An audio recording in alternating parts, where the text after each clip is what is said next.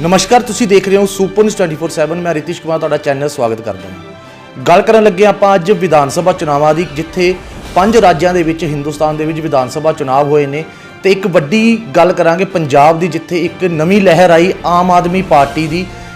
ਇੱਕ ਤਰ੍ਹਾਂ ਦਾ 92 ਸੀਟਾਂ ਨਾਲ ਇੱਕ ਨਵਾਂ ਇਤਿਹਾਸ ਰਚਿਆ ਆਮ ਆਦਮੀ ਪਾਰਟੀ ਨੇ। ਹੁਣ ਆਉਣ ਵਾਲੇ ਦਿਨਾਂ ਦੇ ਵਿੱਚ ਹਿਮਾਚਲ ਦੇ ਵਿੱਚ ਇਲੈਕਸ਼ਨ ਆਉਣ ਵਾਲੇ ਨੇ, ਵਿਧਾਨ ਸਭਾ ਦੇ ਚੁਣਾਵ ਆਉਣ ਵਾਲੇ ਨੇ, ਉੱਥੇ ਵੀ ਆਮ ਆਦਮੀ ਪਾਰਟੀ ਇਸ ਵਾਰ ਚੁਣਾਵ ਲੜੇਗੀ। ਸਾਡੇ ਨਾਲ ਇਸ ਵੇਲੇ ਮੌਜੂਦ ਨੇ ਅਨਿਲ ਰਾਣਾ ਜੀ, ਸੁਜਾਨਪੁਰ ਦੇ ਵਿਧਾਨ ਸਭਾ ਦੇ ਅਧਿਕਸ਼। ਆਪਾਂ ਉਹਨਾਂ ਨਾਲ ਗੱਲਬਾਤ ਕਰਦੇ ਹਾਂ। ਅਨਿਲ ਰਾਣਾ ਜੀ, ਪਹਿਲੇ ਤਾਂ ਤੁਹਾਡਾ ਸਾਡਾ ਚੈਨਲ 'ਚ ਬਹੁਤ ਬਹੁਤ ਸਵਾਗਤ ਹੈ। ਬਹੁਤ ਬਹੁਤ ਧੰਨਵਾਦ ਸਰ। ਮੈਂ ਤੁਹਾਡਾ ਬਹੁਤ ਸ਼ੁਕਰੀਆ ਕਰਦਾ ਹਾਂ ਕਿ ਤੁਸੀਂ ਮੇਰੇ ਜੇ ਨੌਜਵਾਨ ਨੂੰ ਇੱਕ ਚੈਨਲ ਤੇ ਆਉਣ ਦਾ ਮੌਕਾ ਦਿੱਤਾ। ਅਨਿਲ ਰਾਣਾ ਜੀ, ਪਹਿਲੇ ਆਪਾਂ ਗੱਲ ਕਰਾਂਗੇ ਆਮ ਆਦਮੀ ਪਾਰਟੀ ਦੀ। ਪੰਜਾਬ ਦੇ ਵਿੱਚ ਇੱਕ ਇਤਿਹਾਸਿਕ ਜਿੱਤ ਪ੍ਰਾਪਤ ਕੀਤੀ ਆਮ ਆਦਮੀ ਪਾਰਟੀ ਨੇ। ਦਿੱਲੀ ਤੋਂ ਚੱਲੀ ਸੀ, ਪੰਜਾਬ ਦੇ ਵਿੱਚ ਆਈ ਹੈ, ਹੁਣ ਅੱਗੇ ਹਿਮਾਚਲ ਜਾਏਗੀ। ਕਿਸ ਤਰ੍ਹਾਂ ਤੁਸੀਂ ਆਮ ਆਦਮੀ ਪਾਰਟੀ ਨੂੰ ਦੇਖ ਰਹੇ ਹੋ? ਤੁਸੀਂ ਉੱਥੇ ਦੇ ਇੱਕ ਅਧਿਕਸ਼ ਵੀ ਹੈਗੇ ਹੋ ਸੁਜਾਨਪੁਰਾ ਵਿਧਾਨ ਸਭਾ ਦੇ। देखो जी, आम आदमी पार्टी एक बदलाव है। एक अपा जैसे दिल्ली में देख लिया हम लोगों ने कि दिल्ली से वो शुरुआत हुई थी। दिल्ली के जनता ने उनको 3 बारी वहाँ पे जिताया और उसके बाद वही नीतियाँ जब पंजाब में आई और उन लोगों, पंजाब के लोगों ने भी उन नीतियों को समझा और उसके बाद एक परिवर्तन के ऊपर वोट दिया। और अब यही जो परिवर्तन है अब ये हिमाचल में आ चुका है और हिमाचल के लोग भी बिल्कुल वैसा ही चाहते हैं जैसा दिल्ली और पंजाब में हो रहा है। और हमें आने वाले 6 महीनों में बिल्कुल पता चल जाएगा कि जो काम दिल्ली में हुआ है वो काम पंजाब में भी होगा और अब हिमाचल में भी होगा। अनिल जी, आप एक यूथ आइकन हो, आप एक यूथ हो खुद। आप पहले अपने बारे में कुछ बताइए कि क्या एजुकेशन आपकी, क्या आपकी बैकग्राउंड है, उसके बारे में कुछ जान के कैसे आपने पार्टी को ज्वाइन किया, कैसे पॉलिटिक्स में आने का सोचा आपने? जी ज़रूर। अपने बारे में बताऊं तो मैं सॉफ्टवेयर इंजीनियर हूं। मैं 10 सालों से एक आईटी कंपनी में, मैंने बड़ी कंपनीज में काम किया है, एमएनसीज में भी काम किया है। और जो मेरा ओहदा है वो आईटी मैनेजर का है। और रही बात मेरे पार्टी में आने की, देखो जी, मेरे को पॉलिटिक्स में ज़्यादा कोई ना मेरे को एक्सपीरियंस है, ना मेरे को बिल्कुल कोई, मैं आप कहूँ कि मेरे को कोई पुराना मेरा कोई या माई बाप है पॉलिटिक्स में, वो भी नहीं है। बस एक क्रांति थी जो अरविंद केजरीवाल जी हैं, हमारे दिल्ली के सीएम और नेशनल कन्वीनर। मैं उनको देख के बहुत इम्प्रेस हूँ कि अगर एक आम आदमी जो एक सरकारी ओहदे पे था, वो छोड़ के देश के लिए अगर एक सीएम बन सकता है, तो कोई भी आम आदमी अगर जो देशभक्ति रखता है और देश के लिए कुछ परिवर्तन लाना चाहता है और उसके अंदर वो जज्बा है, तो वो कुछ परिवर्तन कर सकता है। और मैं उनसे बहुत प्रभावित हूँ। और जिस तरीके से उन्होंने साबित भी कर दिया कि जब उन्होंने मुझे एक मौका दिया, उन्होंने मुझसे कुछ नहीं पूछा और उन्होंने मुझे कहा कि आपके अंदर जज्बा है, आपके अंदर वो क्वालिफिकेशन है, हमें नहीं चाहिए कि आपके अंदर एक्सपीरियंस होना चाहिए, आपके अंदर जो सोच है वो सही है, तो आप अपने इलाके के लिए काम करो। तो वो इसलिए मैं, आप देख लीजिए, क्योंकि बीजेपी या कांग्रेस है, वो बहुत बड़ी बड़ी पार्टीज है, वो तो आम आदमी को अध्यक्ष तो बहुत दूर की बात है, मेंबर बनाने के लिए भी 5 क्वेश्चन पूछेंगे। बट यहाँ पे उन्होंने कुछ पूछा नहीं, उन्होंने मुझसे पैसे भी नहीं मांगे हैं, उन्होंने मुझे कोई वादे भी नहीं किए हैं और उन्होंने कुछ ऐसा मुझे लालच नहीं दिया। मैं दिल से जुड़ा हूँ। मैं बिल्कुल, कि आप कहना चाहते हो कि बिल्कुल एक आम आदमी को चुना है ना? बिल्कुल आम आदमी। तो अगर आप हिमाचल की बात करें, सुजानपुर की बात में करेंगे, पहले एक हिमाचल की बात करेंगे, क्या मुख्य मुद्दे हैं वहाँ पे या क्या ज़रूरत है अभी वहाँ पे हिमाचल में, क्या कमी है वहाँ पे? देखो जी, अगर मैं हिमाचल के बेसिक मुद्दों की बात करूँ ना, वैसे तो बहुत मुद्दे हैं पूरे देश में, पर जो सबसे बुनियादी जो चीज़ें हैं, जो इस टाइम हिमाचल को चाहिए, नहीं तो जो हमारा स्वर्ग है वो स्वर्ग खराब हो जाएगा और काइंड ऑफ अभी काफ़ी कुछ खराब हो भी चुका है। अगर समय रहते इसको नहीं रोका गया तो ये बर्बाद है। जैसे एक मैं सबसे बड़ा मुद्दा लेता हूँ, हमारे यहाँ पे है एजुकेशन सिस्टम। हमारे यहाँ की जो एजुकेशन है, क्योंकि मैंने वो परिवर्तन चंडीगढ़ में रह के देखा है, क्योंकि यहाँ का एजुकेशन और वहाँ का एजुकेशन बहुत डिफरेंस है। वहाँ का 10th का बच्चा यहाँ के 5th बच्चे के IQ को मैच नहीं कर सकता है। ठीक है, वो एजुकेशन सिस्टम को आपको ठीक करना पड़ेगा, वो क्रांति लेके आनी पड़ेगी। और सेकेंडली जो मुद्दा बताता हूँ वो है स्वास्थ्य का। हमारे यहाँ कोई बड़े हॉस्पिटल्स ही नहीं है। हॉस्पिटल्स हैं, बिल्डिंग्स हैं, पर न उनमें मशीनें हैं, न उनमें बुनियादी सुविधाएं हैं। फिर एट द एंड क्या किया जाता है कि चंडीगढ़ चंडीगढ़ चंडीगढ़। और आपको पता है कि हिमाचल से आने में 5, 6, 8 घंटे लगते हैं, और कोई तो हमारे क्षेत्र इतने ही पहाड़ी हैं कि जहाँ से तो 15-20 घंटे भी लग जाते हैं।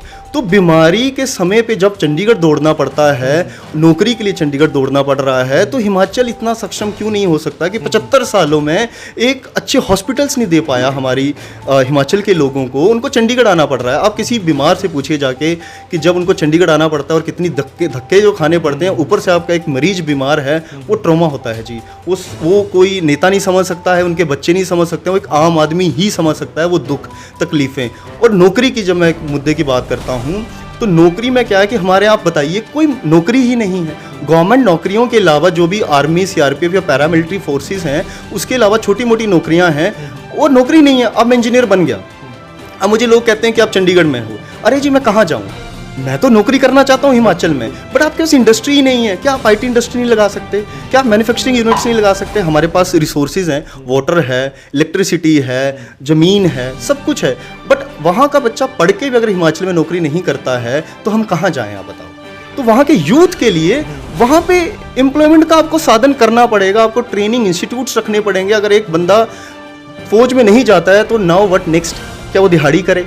अब जिस तरीके से गवर्नमेंट की कुछ स्कीमें हैं, जैसे अभी मनरेगा स्कीम है, ये बहुत दुखदायक स्कीमें हैं कि एक पढ़ा लिखा नौजवान उसमें रोजगारी दे रहे हो आप, वो गारंटी कानून है, ये बहुत दुर्भाग्य की बात है। मतलब कि आप चाहते हो कि हमें रोजगार मिल जाए, फ्री कुछ नहीं चाहिए? नहीं, फ्री की मैं बात नहीं कर रहा हूँ। जैसे फ्री के जो मुद्दे हैं, जो फ्री की आप बात करते हैं, आम आदमी पार्टी ने पंजाब में फ्री बिजली की मुद्दा रखा है, 1000 रुपया जो एक लेडीज़ को दे रहे हैं 18 साल की उम्र में। तो क्या लगता है कि यही मुद्दे आगे चलेंगे, हिमाचल में भी चलेंगे, तो वहाँ पे संतुष्ट होंगे लोग इस चीज़ से? देखिए जी, जो बेसिक मुद्दे, जो बेसिक एमिनिटीज़ होती हैं लोगों के लिए, वो है बिजली, पानी, स्वास्थ्य और एजुकेशन। मुझे लगता है कि इसमें फ्री कुछ नहीं है, हम लोगों का है सारा कुछ, हम लोगों के टैक्स हैं। अब एक आम आदमी अगर कुछ खरीदता है तो वो भी टैक्स देता है। अगर एक एमपी, एमएलए, गवर्नमेंट ऑफिसर्स को हम ये सारी सुविधाएं फ्री में दे सकते हैं तो आम आदमी को क्यों नहीं? नेता को जब सब कुछ फ्री मिलता है तब कोई क्वेश्चन क्यों नहीं उठाता कि फ्री दे रहे हो? उनके बच्चों पे जब सब कुछ फ्री होता है तब आप मुद्दे क्यों नहीं उठाते हैं? जब हम आम आदमी के लिए उन्हीं के ही पैसों से कोई चीज़ बुनियादी फ्री करने की कोशिश कर रहे हैं तो उसमें बोला जाता है कि ये लोगों को निकारा बना देंगे, ये लोगों को निकम्मा बना देंगे। जी, जो आईपीएस, आईएएस हैं, एमएलए, एमपीस हैं, जो सारी बेसिक चीज़ें फ्री में लेते हैं, वो तो नकारा नहीं हुए। ठीक है अनिल जी, आपकी बात पे ऊपर आते हैं कि अगर पर चांस आपको मौका दिया जाए, एमएलए की टिकट मिल जाती है सुजानपुर से, तो आप एमएलए जीत भी जाते हैं, तो क्या करोगे आप? जो आपको एमिनिटीज़ जो एमएलए को मिलती है वो आप छोड़ दोगे कि आप उसको एक्सेप्ट रखोगे, तनख्वाह लोगे उसकी, या जो फ्री आपको टोल टैक्स फ्री मिल रहे हैं वो छोड़ दोगे आप? देखो जी, पहली बात तो मैं ये बिल्कुल क्लियर कर देना चाहता हूँ कि ये बहुत स्पेकुलेशन है आजकल जनता में कि आम आदमी में लोग टिकट के लिए आ रहे हैं। और मैं आपको बिल्कुल क्लियर कर देना चाहता हूँ कि मेरी तो बिल्कुल अभी सोचा एमएलए तो बहुत दूर की बात है, ये मैंने बिल्कुल भी सोचा नहीं है। मैं पार्टी के साथ, उसकी सोच के साथ जुड़ा हूँ, अपने लोगों की मदद के लिए जुड़ा हूँ। अगर आपको एमएलए की टिकट मिल जाती है तो जीत भी जाते हो, तो ये एमिनिटीज छोड़ दोगे आप?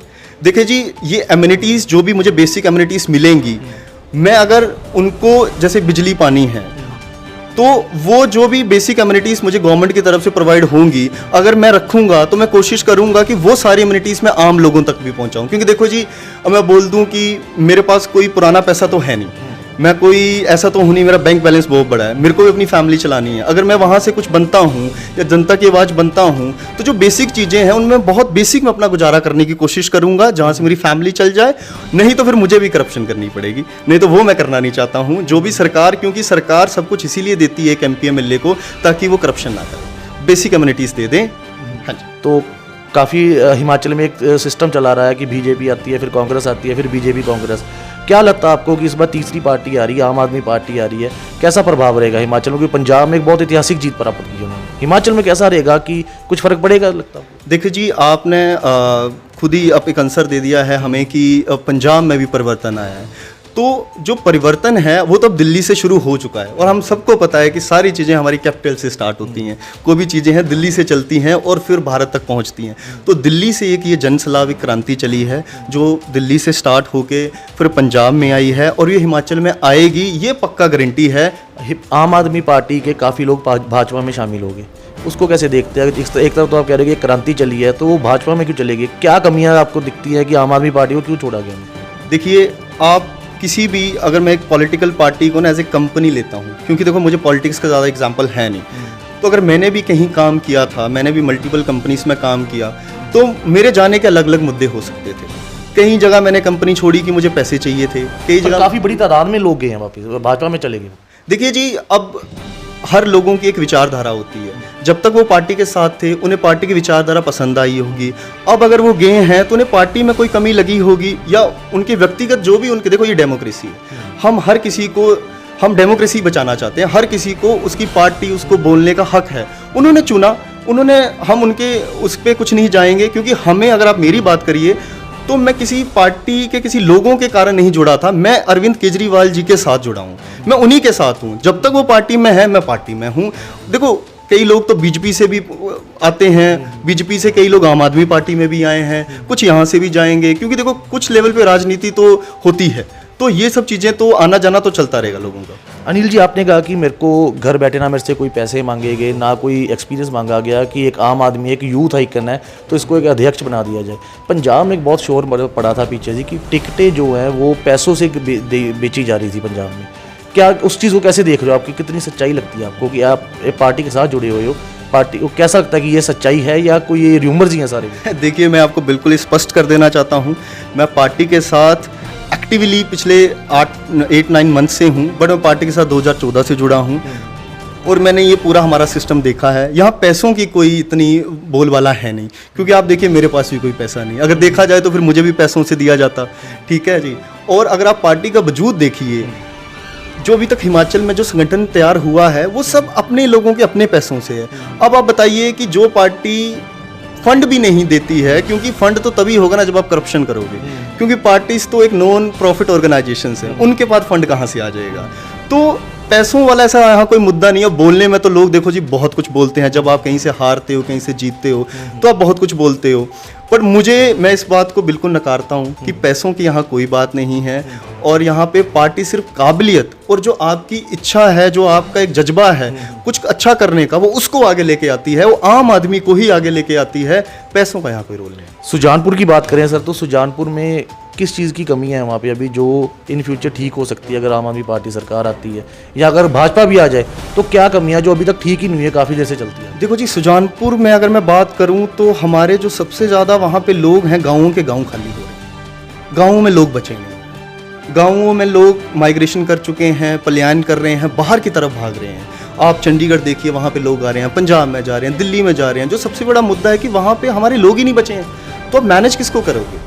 ठीक है जी, तो जिम्मेवारी उसकी है कि एजुकेशन की कमी है वहाँ पे, या उस चीज़ किसकी? अगर मैं एक नेता चुनता हूँ तो मैं एक उम्मीद से चुनता हूँ, मैं एक अपना एक रिप्रेजेंटेटिव तैयार कर रहा हूँ आगे कि देखो जी, अब हमारी शिक्षा, हेल्थ और नौकरी की जिम्मेवारी आपकी है, क्योंकि आप इतने सक्षम थे, हमने आपको चुना, तो अब वो आपकी जिम्मेवारी, आप मुंह नहीं फेर सकते हो। आप 4.5 साल इधर उधर रहो, अगर जी इतनी ही वहाँ पे चीज़ें होती तो लोग मेरे पास नहीं आते मदद के लिए। और ऐसा नहीं कि मैं कहता हूँ कि मैं बहुत बड़ा हूँ मेरे पास ना आए, बट वो दुख लगता है कि जिनको आपने जिताया है, जिनको सरकार ग्रांट्स दे रही है, अगर एक एमएलए को 5 करोड़ मिलता है वो कहाँ जाता है? ये सब ट्रांसपेरेंसी होनी चाहिए। अगर हम एमएलए बनेंगे या हमारी पार्टी का कोई भी कार्यकर्ता एमएलए बनेगा तो हम सबसे पहले जो लेके आएंगे वो आएंगे ट्रांसपेरेंसी। अगर मेरे को 5 करोड़ सरकार की तरफ से आया है तो वो यहाँ गया है, उसका एक सिस्टम बनेगा पूरा, ताकि लोगों को जानने का हक है। अनिल जी, वैसे तो आप हिमाचल के हो, है ना, तो मैंने जो देखा कि जो मैं जितना मूव करता हूँ, मैं जाता रहता हूँ हिमाचल में भी, रोड्स का तो काफ़ी काम हुआ है भाजपा सरकार में। आप कैसे देखते हैं कि है काम हुआ कि नहीं हुआ? देखो जी, मैं आपको सच बताऊं तो जो ये प्रधानमंत्री अटल बिहारी वाजपेयी जी की जो योजना थी, तब रोड्स का विकास हुआ है, जिसमें कोई दो राहें नहीं है, बट उसके बाद कुछ नहीं हुआ। वही रोड हैं, अब उनकी हालत बहुत बदतर हो चुकी है। आप मंडी जाइए, आप शिमला जाइए, आप मनाली जाइए, बहुत दुर्भाग्य की बात है कि अगर आप हिमाचल को एक टूरिस्ट हब बोल रहे हो, वहाँ पे रोड्स ही अच्छे नहीं हैं, वहाँ पे हमारे पास कोई इंटरनेशनल एयरपोर्ट नहीं है, आप कैसे उसको टूरिस्ट हब बनाने की बात कर रहे हो? उन रोडों की इतनी दुर्दशा है कि कभी मेरे जो भी मेरी इंजीनियरिंग की टीम है, जो मेरे साथ लोग जुड़े हुए हैं, अगर कहीं हम बाहर घूमने भी जाते हैं हिमाचल में, तो उनका भी यही क्वेश्चन आता था कि यार अनिल, ये तुम्हारे रोड्स बहुत ख़राब हैं। क्योंकि किसी भी, मैं कहता हूँ, किसी भी देश, किसी भी प्रदेश, किसी भी गाँव के लिए जो सबसे ज़रूरी विकास का मुद्दा होता है वो होता है उसकी कनेक्टिविटी, उनके रोड्स। अगर आप अपने रोड्स अच्छे नहीं करोगे, आप कहीं भी जाइए, किसी भी हिमाचल के क्षेत्र में जाइए, अब चुनाव आए, अब होंगे रोड ठीक, बट वो एक ऐसे मतलब वो समझ लो कि मुझे जो लगता है दिल से कि यहाँ जो विकास होता है वो पैसे खाने के लिए होता है, क्योंकि विकास होगा नहीं, अगर प्रोजेक्ट नहीं लगाएगी सरकार तो पैसे कहाँ से आएंगे? ठीक है, तो अनिल जी, बात करते हैं रोड्स के बाद वहाँ के पानी की सप्लाई की। जैसे पानी तो वहाँ पे खुद देवभूमि है, वहाँ पे काफ़ी नहरें हैं, कई कुछ है वहाँ पे, तो उनमें भी सफाई वगैरह हमने तो देखा है कि वो जो हमने देखा है वो तो बिल्कुल साफ़ सुथरा है, तो विकास क्यों नहीं हुआ है? तो आप कैसे देखते हो कि वहाँ पे है पानी साफ कि नहीं है? देखो, पानी का अगर मैं बताऊं तो पानी के जो हिमाचल के कुछ जो अपर हिस्से हैं, जैसे आप शिमला ले लीजिए, रोडू ले लीजिए, रामपुर ले लीजिए, जो नदियों से थोड़े ऊपर हिली एरियाज में, वहाँ पानी की बहुत समस्या है। आप खुद देखिए कि अभी 2-3 साल पहले शिमला में एक हिमाचल गवर्नमेंट ने ये बोल दिया था कि शिमला में टूरिस्ट ना आए, हमारे पास पानी नहीं है। ये बहुत एक शर्मनाक बात है कि हम एक हिमाचल का होते हुए मुझे बहुत दुख लगा था ये कि हमारी सरकारें ये बोल रही हैं कि आप हिमाचल ना आइए, हमारे पास पानी नहीं है। आप हिली एरिया में कभी जाइए, आप शिमला जाइए, आप वहाँ कंस्ट्रक्शन घर का काम करिए, आपको घर बनाना एक बहुत बड़ा एक वहाँ पे एक सपना है लोगों का, क्योंकि वहाँ बुनियादी चीज़ें बहुत महंगी हैं। पानी वहाँ पे पहुँच नहीं रहा है, सर्दियों में पानी जम जाता है, उसकी कोई भी बी प्लान नहीं होता है हमारी सरकारों के पास। सबको पता है कि सर्दियों में पानी जमेगा, तो जमता है तो जमने दो, लोग परेशान होते हैं तो होने दो, वोट आएंगे तो हम देख लेंगे। अनिल जी, आखिरी सवाल पूछता हूँ कि आम आदमी पार्टी इस बार अगर हिमाचल में भी अपना झंडा फहराती है तो पहला काम कौन सा, जो आपने मुद्दे बताए इनमें से कौन से मुद्दे पे सबसे पहले प्रायोरिटी पे काम किया जाए? देखो जी, मेरा जो सबसे पहला हम लोगों का जो पार्टी का जो मुद्दा है और जो पार्टी की जो सोच है, जो विज़न है, सबसे पहले हम एक ईमानदार सरकार बनाएं। करप्शन बिल्कुल नहीं होनी चाहिए, क्योंकि देश को खोखला और हिमाचल को जो खोखला कर रखा है ना, वो करप्शन ने कर रखा है। अगर आपको राजीव गांधी जी की एक बात याद हो तो उन्होंने एक भाषण दिया था कि दिल्ली से मैं 1 रुपया भेजता हूँ, वो घिसता घिसता घिसता नीचे तक जाते 25 पैसे हो जाते हैं। करप्शन एक बहुत बड़ा मुद्दा है। करोड़ों के बजट पास होते हैं बट वो पैसा लगता नहीं है लोगों का। ईमानदार सरकार होनी चाहिए। जो भी आपने कहीं पे बजट लगाया उसका आपके पास एक लेखा जोखा होना चाहिए। कोई भी लोग आए, एक आम नागरिक आए, आपसे पूछ सकता है कि जी आपके 300 करोड़ लगे, कहाँ लगे। मतलब कि आप कह रहे हो कि कंपनी की तरह सरकार चाहिए। एक कंपनी होनी चाहिए जी। मैंने जैसे आपसे पहले कहा था कि सरकारें एक कंपनी की तरह अगर देखोगे तो एक कंपनी है जी। हर कंपनी की एक विजन होता है। कोई कंपनी आगे चली जाती है, कोई कंपनी पीछे रहती है। तो कंपनी एक लोगों से होती है, कंपनी कुछ नहीं होती है। जिसमें लोग अच्छे हैं वो कंपनी अच्छी है। तो सर लास्ट में हिमाचल वासियों के लिए क्या हमारे चैनल के माध्यम से अपील करना चाहते हो कि कितना यूथ जुड़े या कितने लोग आम आदमी पार्टी से जुड़े, कुछ उस तरीके की कोई अपील करना चाहते हैं तो आप जरूर कीजिए। देखिए जी, मैं सारे हिमाचल के युवा बच्चों से एक अपील करना चाहता हूँ कि बातों पे मत आएं, अफवाहों पे मत आएं, सोशल मीडिया को ना देखें, ज़मीनी हकीकत को देखें कि आज तक आपके इलाकों में क्या हुआ है। वो आम आदमी पार्टी से जुड़ें, क्योंकि वो अपने लिए मत जुड़ें। एक हमारी भी एक जिम्मेवारी है कि आने वाली जो हमारी जनरेशन है उनको हम एक अच्छा समाज देके जाएं। तो आपकी अब एक जिम्मेवारी बनती है कि आप आम आदमी पार्टी के साथ जुड़िए। एक मौका तो दीजिए। अगर हम 75 साल बीजेपी कांग्रेस को दे सकते हैं तो एक मौके में क्या है, हम तो भूल जाते हैं वोट देने के बाद ना। तो एक मौका अगर आप आम आदमी पार्टी को देखोगे, मैं तो कहता हूँ हटा देना कोई बात नहीं, बट एक मौका देने से पहले आप किसी को जज नहीं कर सकते हो। एक मौका दीजिए, ज़्यादा से ज़्यादा जुड़े। और सारे मेरे इंजीनियर भाइयों से, मेरे जितने भी डॉक्टर्स हैं हमारे हिमाचल के जो बाहर काम कर रहे हैं, जो हिमाचल के लिए अच्छा सोचते हैं, वो मेरे साथ जुड़े। मैं अपना नंबर दे दूंगा, कोई भी मदद कर सकते हैं। ज़रूरी नहीं आपको फुल टाइम हमारे साथ काम करना है। अगर आप हिमाचल के लिए कुछ भी अच्छा करना चाहते हो तो आप अपना छोटा से छोटा योगदान भी दे सकते हो। क्योंकि जब एक जंगल में आग लगी होती है तो एक चिड़िया भी एक बूंद बूंद पानी लेके उस आग को बुझाने की कोशिश करती है और अपना योगदान देती है। तो सारे युवा भाइयों से, जो भी हमारे वहाँ प्रदेश के लोग हैं, उनसे मेरी एक बहुत बड़ी विनती है कि साथ दें। जिस भी चीज़ से आप कर सकते हो, बाहर रह के किसी भी तरीके से एक साथ दें और एक इसको हम सफल बनाएं। प्लस जो मेरे बुजुर्ग हैं, जो मेरी माताएं हैं, वो बहनें हैं, उनसे मेरी बहुत बड़ी एक विनती है कि अब जो हमारी पुरानी रूढ़िवादी सोच है कि हम हाथ को ही वोट देंगे, हम कमल को ही वोट देंगे, इन सब से बाहर निकल के, हिमाचल में बहुत चलता है। हाँ जी, इन सब से बाहर निकल के हम कैंडिडेट को वोट दें। कोई पार्टी अच्छी बुरी नहीं होती। आप पार्टी पे वोट ना दें, आप उस कैंडिडेट पे वोट दें कि क्या वो कैंडिडेट कैपेबल है, क्या उसने वो 5 साल में कुछ किया है या आगे कुछ रोड मैप है। मैं कहता हूँ आप किसी को भी वोट दें, पर आपके इलाके में कोई भी वोट मांगने आए, आप उससे कुछ बेसिक चीज़ें ज़रूर पूछें। वो आपका हक है, आप उससे पूछिए, आप उनका भाषण मत सुनिए, ठीक है? धूप में रह के भाषण मत सुनिए, ठीक है? ਸੋ ਤੁਸੀਂ ਸੁਣ ਸਕਦੇ ਹੈਗੇ ਸਾਡਾ ਸੀ ਕਿ ਅਨਿਲ ਜੀ ਅਧਿਕਸ਼ ਨੇ ਇਹ ਵਿਧਾਨ ਸਭਾ ਚਰਿੱਤਰ ਸੁਜਾਨਪੁਰ ਦੇ ਮੁੱਦੇ ਬਹੁਤ ਨੇ ਤੇ ਉਮੀਦ ਕਰਦੇ ਨੇ ਕਿ ਇੱਕ ਨਵੀਂ ਸਰਕਾਰ ਆਏਗੀ ਕਿ ਜਿੱਦਾਂ ਇਹ ਕ੍ਰਾਂਤੀ ਆਈ ਹੈ ਦਿੱਲੀ ਤੋਂ ਚੱਲ ਕੇ ਪੰਜਾਬ 'ਚ ਆਮ ਆਦਮੀ ਪਾਰਟੀ ਦੀ, ਅੱਗੇ ਹਿਮਾਚਲ ਦੇ ਵਿੱਚ ਵੀ ਉਮੀਦ ਕਰਦੇ ਨੇ ਕਿ ਸਾਡੀ ਪਾਰਟੀ ਆਏਗੀ, ਕਰਪਸ਼ਨ ਤੋਂ ਬਿਨਾਂ ਕੰਮ ਕਰਾਂਗੇ। ਜਿਹੜੇ ਮੁੱਦੇ ਨੇ ਐਜੂਕੇਸ਼ਨ ਦੇ ਹੋਣ ਜਾਂ ਸਵਸਥ ਦੇ ਹੋਣ, ਉਹ ਸਾਰੇ ਮੁੱਦਿਆਂ ਦੇ ਉੱਤੇ ਜਲਦ ਹੀ ਕੰਮ ਕੀਤਾ ਜਾਏਗਾ। ਤੇ ਹੁਣ ਜਿਹੜੀ ਕਮਾਂਡ ਆਏਗੀ ਉਹ ਯੂਥ ਦੇ ਹੱਥ 'ਚ ਆਏਗੀ। ਤੇ ਇਸ ਕਰਕੇ ਆਪਾਂ ਵੀ ਚੈਨਲ ਰਾਹੀਂ ਅਪੀਲ ਕਰਦੇ ਹੈਗੇ ਆ ਕਿ ਜਿਹੜੀ ਵੀ ਸਰਕਾਰ ਨੂੰ ਚੁਣੋ, ਮੁੱਦਿਆਂ ਨੂੰ ਜ਼ਰੂਰ ਅੱਗੇ ਰੱਖੋ ਤੇ ਉਹਨਾਂ ਨੂੰ ਪੁੱਛੋ ਕਿ ਸਾਡੇ ਕੰਮ ਕਿੱਦਾਂ ਕੀਤੇ ਆ ਤੇ ਅੱਗੇ ਕਿੱਦਾਂ ਕਰਨਗੇ। ਕੈਮਰਾਮੈਨ ਰਾਜ ਥਾਪਰ ਦੇ ਨਾਲ ਰਿਤਿਸ਼ ਕੁਮਾਰ, ਮੋਹਾਲੀ।